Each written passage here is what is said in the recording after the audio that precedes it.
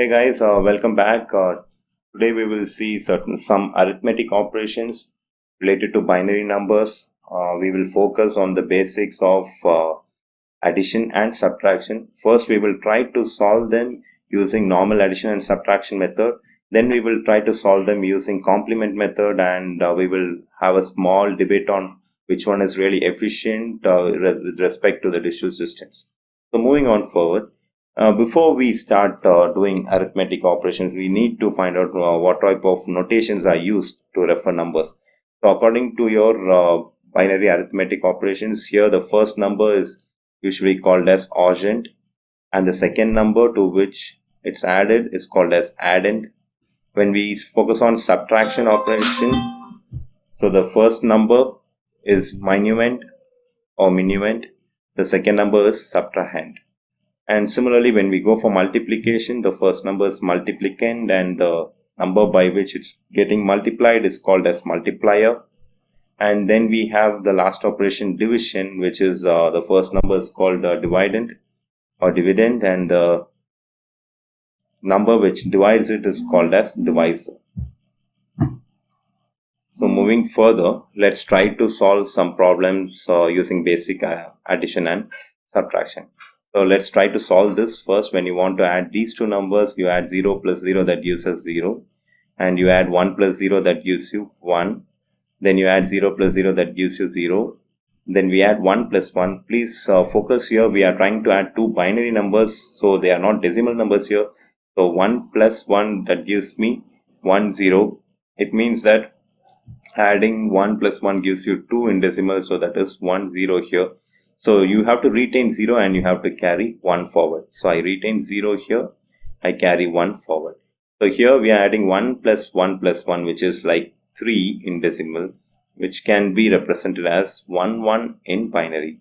So you have 1 here, and or you retain 1 and take 1 further. So I will retain 1 here, carry 1 forward.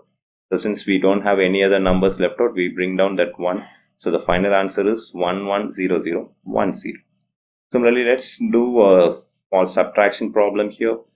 So 0 minus 0, that gives you 0 again. 1 minus 0, that gives you 1. 0 minus 0, that's again 0. 1 minus 1 is 0. And 1 minus 1 is 0. So this is a simple subtraction. So, and this is the final answer. Let's take another number. You want to subtract 7 from 4. Okay, so 4 is represented as 0, 1, 0 in binary, whereas 7 is represented as 0, 1. Let's try to subtract them.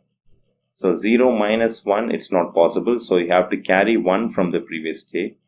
Okay, so you take like this. Okay, here we have 0, so you cannot carry that, so I have to take a borrow from the previous unit. So this is 1, 0. So from 1, 0, I take 1 here. So remaining will be 1. So I have 1, 0 left out. So 1, 0 minus 1, that is literally like 2 minus 1. So that gives us 1. Again, here we have 1 minus 1, that gives us 0. Here you have 0 minus 1, that's not possible. So we have to carry 1 from the, or we have to borrow 1 from the previous bit, but since the previous bit is 0, it has to borrow someone else from previous bit, so that becomes 1, 0, and this becomes 1, and you take 1, 0 here. So 1, 0 minus 1, that gives me 1, and 1 minus 0, that gives you 1. Now if you closely follow here, we have 4 minus 7, which is another number. If you represent this number in binary, it's like 1101, that gives you 13. So we might get a wrong answer when we have it like this. So in order to solve these kind of situations, we will go for a better solution. What can be done is, in order to find or in order to do subtraction, we can get the help of complements, complement of numbers, like what we have seen in the previous video.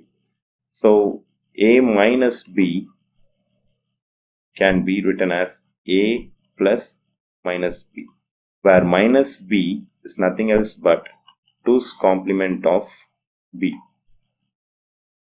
So what we can do is, instead of subtracting two numbers, we can add two numbers, but during addition, instead of adding the second number directly, we will be taking the 2's complement of the second number, which is the addend.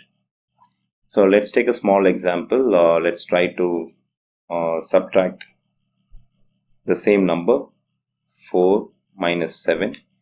So I have 4 as 0, 1, 0, 0. I have minus 7 here, so I need to find out what's the 2's complement of 7. So 7's binary version is this.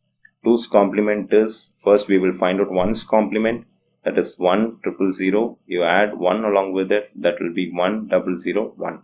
So this is 2's complement of 7, which is minus 7. So I will add this one along with 4. So that gives you 1, 0, 1, 1. Okay.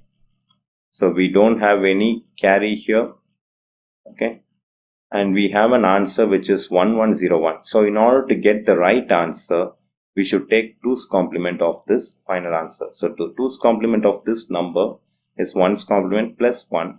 So 1's complement is 0, 0, 1, 0. You add 1 with them, 0, 0, 1, 1, which is your 2's complement value, and that is the final answer, which represents 3. Okay, minus 3. Since we have taken 2's complement of that, it represents minus 3. So we can have a common understanding, like when we want to subtract two numbers, we can even do that with the help of complement of numbers. So the version is, instead of directly subtracting it, you can add two numbers with the help of 2's complement. Like a minus b is a plus minus b, which is a plus 2's complement of b. Okay, so a negative value of any number is equivalent to 2's complement of the positive value of that number. So that's the idea here. So we can conclude by saying certain common ideas here.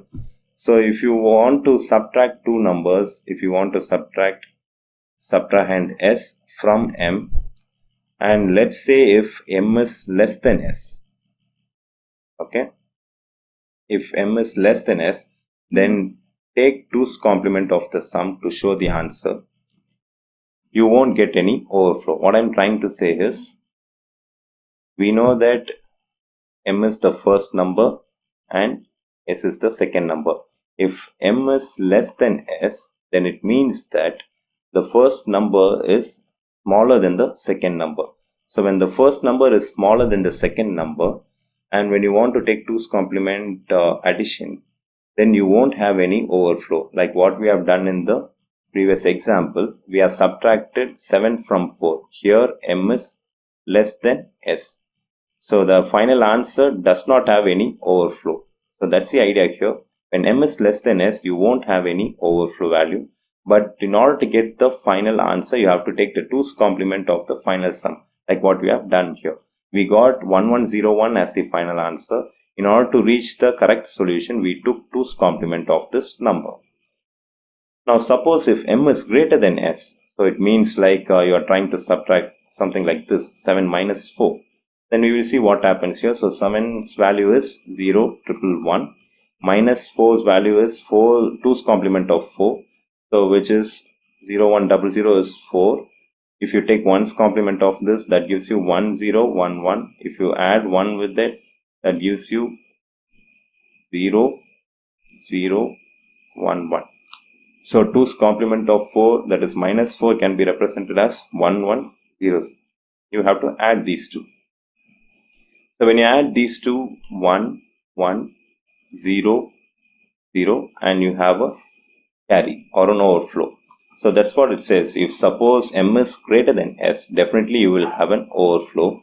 You have to discard it, and the final answer what you have is the correct solution. So 7 minus 4, that gives me 3. And this is not done using normal subtraction. We have done it using your 2's complement version of subtraction. Similarly, you can do multiplication and division using these two, repeated addition and subtraction. Hope it is understood. So here we have certain hints. So when we try to add two numbers, if both the numbers are positive, then the result will also be positive and you won't have any carry. If suppose both the numbers are negative, then the result is also negative. And if you have a carry, please discard it. But the output is obtained by taking 2's complement of the result what you have here. So that's one of the understanding. Suppose the third option, when you have a positive number and a negative number, then the result, if the result is positive, you won't have any carry. Suppose if the result is negative, then the carry is discarded and the output is in 2's complement form, which is more or less same as the previous one. And also we can represent a negative number using 2's complement. So any negative number, like let's say we have -8.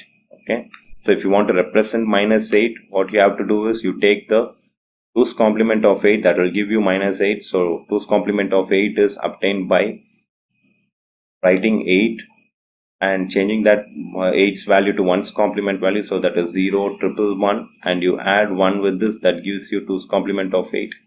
So if you add 1 with this, I'll get 1 plus 1, that gives you 0, carry 1, 1 plus 1, that is again 0, carry 1, 1 plus 1, that is 0, carry 1. So 8's 2's complement version is again 8. We can take another example. We can take a 2's complement of 3. That is, if you want to find what is -3, then that is 0, 0, 1, 1 is 3. You take 1's complement of this, that is 1, 1, 0, 0. You add 1 with this, so 1, 1, 0, 1 is 2's complement of 3. Or we can call it as -3. So in today's class, what we have seen is we have seen basics of addition and subtraction. And in addition, we don't have any other method. We directly go for normal addition method. But since we are doing binary, we have to be really careful with it. But second one, when we are doing subtraction, instead of doing normal subtraction, we can go for 2's complement subtraction. So when you do that, we can have two situations. The first one, the first number can be smaller than the second number. If that's the scenario, then definitely you won't have any overflow in the result. But in order to get the correct output, you have to take 2's complement of the result what you have. Second one, if the first number is greater than the second number, definitely you will get an overflow. But that overflow can be just discarded, and whatever you have as a final result is the final outcome of that operation. To be sure, 2's complement subtraction can be done by addition. So a minus b is equal to a plus 2's complement of b. So that's the final conclusion. Thank you for watching this video. If you like this video, please do share and subscribe. If you have any questions or queries, please do comment us or email me. Thank you for your time. We'll see you in the next video.